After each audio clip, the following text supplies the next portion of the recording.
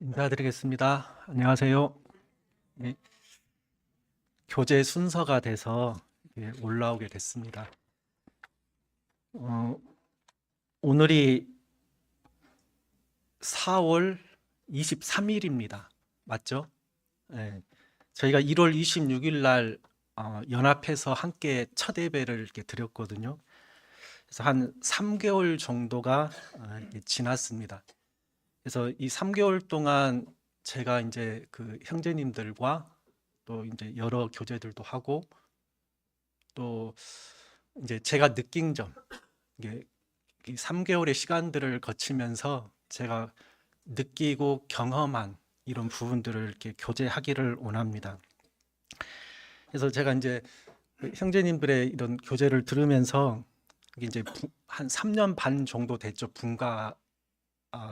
그래서 3년 반 정도 이렇게 분가하고 나서 이게 좀 외부 이렇게 형제님들에게 말씀들을 이렇게 많이 들으셨다고 하더라고요. 이렇게 그러시면서 이렇게 자신을 이렇게 되돌아보고 또 보게 되고, 그래서 이렇게 주님의 말씀들을 통해서 많은 이런 교훈을 받는 이런 시간들이 되셨다고 하더라고요. 그래서 참 주님 앞에서 이렇게 교훈 받는 좋은 이런 시간들이셨다고 이렇게 교제를 이렇게 제가 들었어요.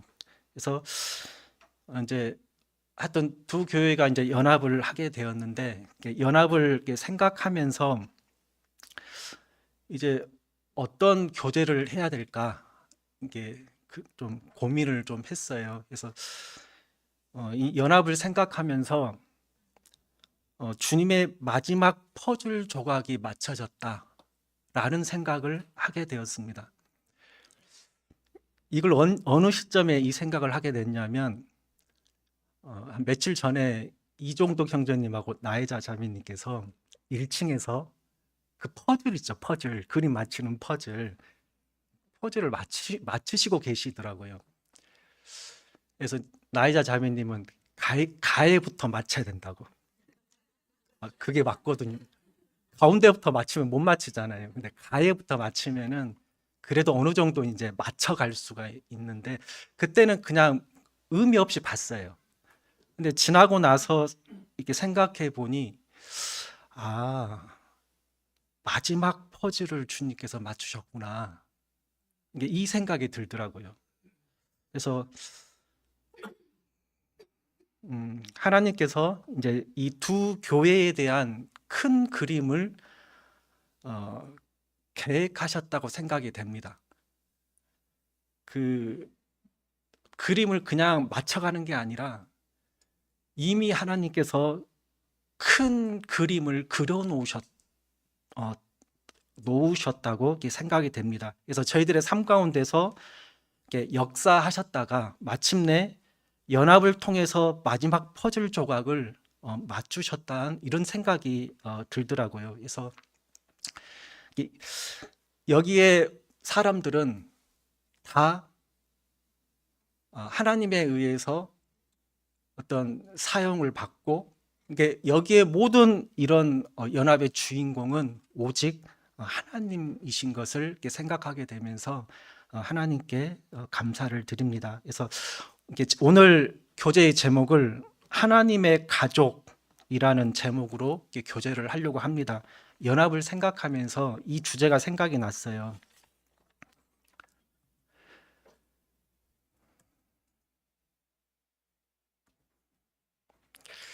그 성경에 보면은 초대교회 성도들은 이제 우리 주 예수 그리스도를 믿고 구원받으면 서로를 향해서 형제님, 누구누구 형제님, 누구누구 자매님 이라고 이렇게 부르게 됩니다. 이런 기록들이 많이 기록되어 있습니다. 예를 들어서 사도 바울이 로마 성도들을 향한 편지, 이 로마서에 보면 구원받은 성도들을 향해서 형제들아라고 그들을 이렇게 호칭하고 있는 것을 봅니다.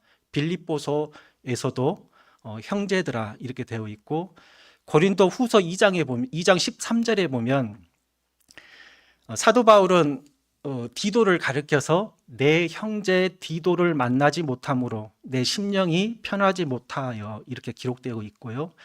그다음에 빌립보서 2장에서 사도 바울은 에바브로 디도를 향해서 나의 형제다, 형제요라고 이야기를 하고 있고요. 에베소서 6장 21절에서도 사도 바울은 두기고를 가리켜서 사랑을 받은 형제 두기고 이렇게 이야기를 하고요. 또 골로새서 4장 9절에서도 신실하고 사랑을 받는 형제 오네시모를 함께 보낸다. 이렇게 특별히 사도 바울의 서신서를 보면 구원받은 성도들을 가리켜서 형제라는 표현을 많이 쓰고 있는 것을 봅니다. 이 형제들 중에는 귀족도 있을 것이고 중산층도 있을 것이고 노예, 종도 있었을 것입니다. 근데 여기서 이 형제 자매라는 호칭은 그냥 단순히 그냥 불러주는 그런 형식적인 호칭이 아니고 그 당시 사회는 계급이 존재하는 이런 시대였습니다. 귀족이 존재했고 종, 노예가 존재했습니다. 귀족이 하는 일이 다르고 종, 노예들이 하는 일들이 달랐습니다. 근데 이 귀족, 그 사람이 귀족이든 노예이든 그 사람이 어떤 사람이든 예수 그리스도를 믿고 구원받은 사람이라면 그리스도인들이라고 한다고 하면 서로를 향해서 형제님, 자매님이라고 부르게 됩니다. 사회적 신분이나 계급을 초월한 예수 그리스도 안에서 누구나 그들은 새로운 관계가 맺어지게 됩니다.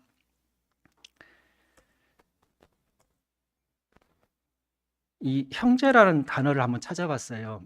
이 신약 성경에 기록되어 있는 이 형제란 말이 다양한 헬라어로 기록되어 있는데 특별히 이 형제란 말은 아델포스로 기록되어 있습니다. 근데 이 아델포스란 말은 접두어 아라는 이런 접두어랑 그다음에 델푸스라는 이 단어가 합쳐져서 만들어졌다고 하더라고요. 그래서 이 아의 뜻은 하나, 같은 이런 의미가 있고요. 이 델푸스라는 단어는 자궁이라는 이런 의미가 있습니다. 그래서 이 아델포스의 의미는 하나의 자궁에서 태어난 자들, 같은 자궁에서 태어난 자들을 가리켜서 형제라고 합니다. 자매는 이게 이제 남성 명사면 아델포스고 그다음에 여성 명사면 아델페라고 이렇게 하더라고요. 의미는 똑같아요. 하나의 자궁에서 태어난 자들을 형제 자매라고 합니다. 그러면 형제 자매 같은 자궁에서 태어나야 되잖아요. 근데 여기서 자궁은 예수 그리스도, 우리 주님을 가리킵니다. 그래서 구원받은 자들은 예수 그리스도라는 자궁에서 태어난 자들을 가리킵니다. 그 사람이 목사든 뭐든 그건 중요하지 않고 그 사람이 정말 예수 그리스도를 믿은 사실이 있는 그 사람이라면 누구든지 그리스도라는 자궁에서 태어난 이런 자들임을 우리는 생각할 수 있습니다. 그래서 그들은 새로운 관계가 형성이 되고요. 그들은 서로를 향해서 누구누구 형제님, 누구누구 자매님이라 이렇게 부르게 됩니다. 예를 들어서 구원받기 전에 그 사울은 정말 무서운 사람이었던 것을 살펴볼 수 있습니다. 스데반의 죽임당함을 마땅히 여겼던 사람이었고요. 교회를 잔멸하고 믿는 그리스도인들을 잡아 감옥에 넘겼던 사람이었고 주의 제자들을 향해서 위협과 살기가 있었던 사람. 그래서 이제 그 다메섹까지 가서 이제 믿는 주의 제자들을 예루살렘으로 끌고 오기 위해서 공문서를 받고 갔던 사람, 그 사람이 사울이었던 것을 봅니다.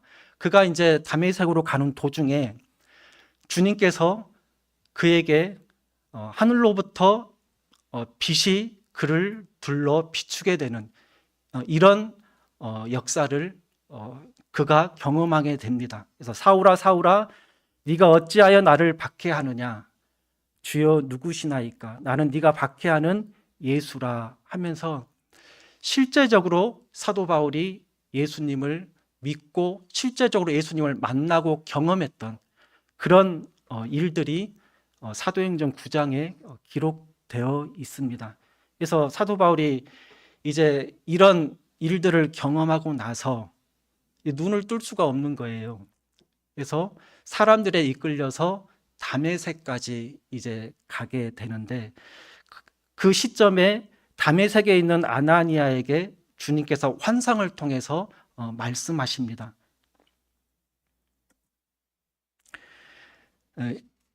사도행전 9장 17절에 보면 아나니아가 떠나 그 집에 들어가서 그에게 안수하여 이르되 형제 사울아 주의 곧 네가 오는 길에서 나타나셨던 예수께서 나를 보내어 너로 다시 보게 하시고 성령으로 충만하게 하신다 하니 이제 주의 환상을 통해서 아나니아에게 다메섹 어디에 사울이 있다 가서 안수하고 내가 일러준 말을 전해주라 이렇게 이야기를 합니다. 그래서 아나니아가 이제 떠나 이제 그 사울이 있는 곳에 가서 안수하고 이제 여러 말씀들을 이제 하게 됩니다. 근데 여기서 중요한 점을 보면 형제 사울아 이렇게 아나니아가 사울에게 말을 거는 것을 봐요. 근데 그 당시 이 사울에 대한 소식, 소문이 퍼져 있었던 상황입니다. 이 사람이 얼마나 악하고 믿는 그리스도인들을 잡고 체포하고 감옥에 넘기고 또 이 다메섹에 온 그 모든 소식, 소문들을 알고 있었던 그런 어떤 상황 가운데 있어요. 근데 아나니아가 주님, 사울이 이런 사람 아닙니까? 라고 이야기를 해요. 주님께서 내가 내 그 일을 통해서 내가 그를 구원했고 그에게 하나님의 여러 일들을 맡기게 될 것이다 라고 이야기를 합니다. 그러면서 아나니아가 네 알겠습니다 하고 이 사울을 찾아가요. 그때 했던 말이 형제 사울이었어요. 형제 사울아. 형제 사울아라고 이야기했던 것은 이 사울을 믿는 그리스도인으로 하나님의 가족으로 받아들였다는 것을 의미하는 것을 생각할 수 있습니다. 하나님의 가족이 된 이 사울에게 형제님, 사울 형제님이라고 아나니아가 부르고 있는 것을 봅니다. 마태복음 12장 50절에 보면 누구든지 하늘에 계신 내 아버지의 뜻대로 하는 자가 내 형제요, 자매요, 어머니이니라 하시더라. 그래서 형제님, 자매님 누구에게 부르냐면 아버지의 뜻대로 하는 사람들. 여기서 아버지의 뜻은 요한복음에 보면 아들을 보고 믿는 자마다 영생을 얻는 이것이니 라고 말씀을 하고 계시는데 아들을 보고 믿는 영생을 가진 그들에게 형제님, 자매님이라고 부를 수 있습니다. 하나님의 가족이 된 사람들.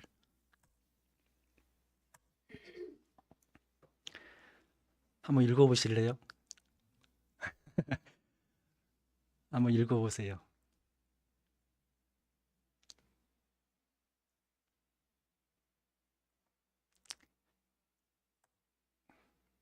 갈등이라는 단어예요. 갈등.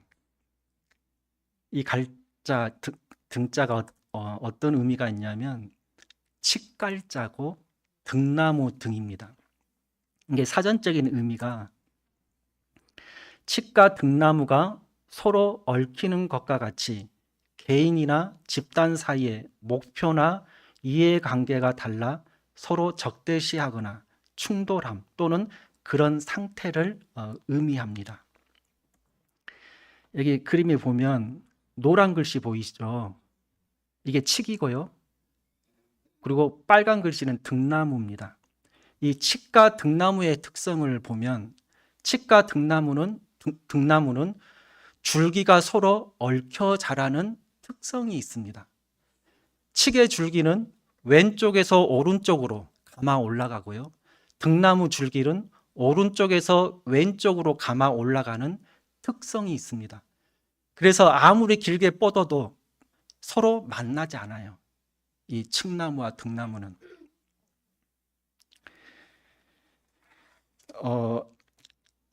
저의 자녀가 3명이 있습니다. 담비, 은비, 금비. 하나의 자궁에서 태어났습니다. 맞죠? 그래서 자매라고 부릅니다. 근데 다른 부분들이 엄청 많아요. 얼굴 모습이 다릅니다. 다르죠? 구분할 수 있잖아요. 근데 저를 가장 많이 닮은 자녀가 누군지 아시겠죠? 네, 바로 그 아이입니다. 누가 봐도 그 아이를 말합니다. 금비가 가장 많이 저를 닮았어요. 성격도 서로 다 다르더라고요. 키우면서 성격이 다 다릅니다. 제가 2글자로 이야기를 해볼게요. 담비는 털털, 은비는 무난, 금비는 꼼꼼. 어떻게 이 2단어로 그 아이들의 성격을 다 말할 수 있겠어요? 그냥 제가 생각할 때 담비는 좀 털털하고, 좋은 의미에서 털털이고, 은비는 무난하고, 금비는 꼼꼼하고. 이 3아이 중에서 적응력이 가장 좋은 아이가 누굴까요? 그 아이입니다. 그 아이는 아프리카 떨쳐놔도 잘 적응하면서 살아갈 것 같아요. 좋아하는 음식이 서로 다르고요. 싫어하는 음식이 달라요. 은비는 콩을 안 좋아해요. 밥 먹을 때 밥에 콩이 있잖아요. 기도하고 나면은 콩이 내 밥상에 올라가 있어요. 네, 콩을 싫어하더라고요. 우리 금비는 김치를 싫어해요. 김치가 자기 앞에 김치가 있으면 막 밀어버려요. 그리고 금비는 면을 좋아합니다. 이 3아이 중에서 요리를 제일 잘하는 아이가 누굴까요? 금비예요. 금비는 지가 배고프잖아요. 그 인터넷 유튜브 검색해가지고 해서 먹어버려요.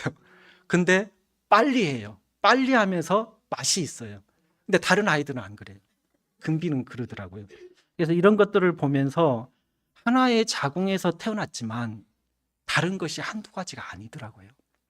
마찬가지로 저희들이 주님이라는 자궁에서 태어난 그리스도인들, 하나님의 자녀들입니다. 가족이에요. 근데 다른 것이 한두 가지가 아닙니다.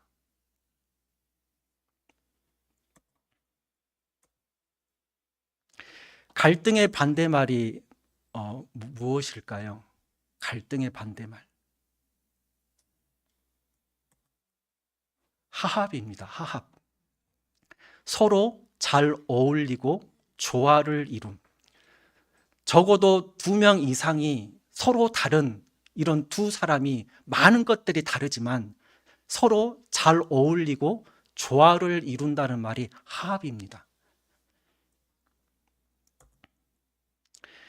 에베소서 4장 2절로 3절에 보면 모든 겸손과 온유로 하고 오래 참음으로 사랑 가운데서 서로 용납하고 평안에 매는 줄로 성령이 하나 되게 하신 것을 힘써 지키라 라고 말씀하고 계십니다.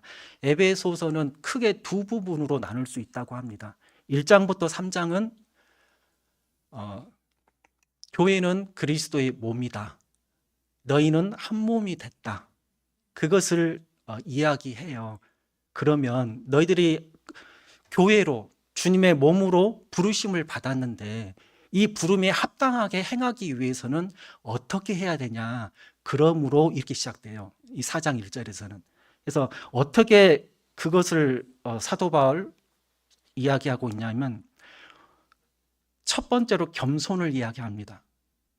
그리고 온유를 이야기하고요. 오래 참음을 이야기하고 있고 사랑 가운데서 서로 용납하고 평안에 매는 줄로 성령이 하나 되게 하신 것을 힘써 지키라 라고 말씀하고 계십니다. 저희들이 한 몸으로 교회로 주님의 몸으로 부르심을 받았습니다. 그럼 어떻게 하면 이 부름에 합당하게 행할 수 있는가? 그것을 말씀해 주고 계시는데 이 방법밖에 없어요.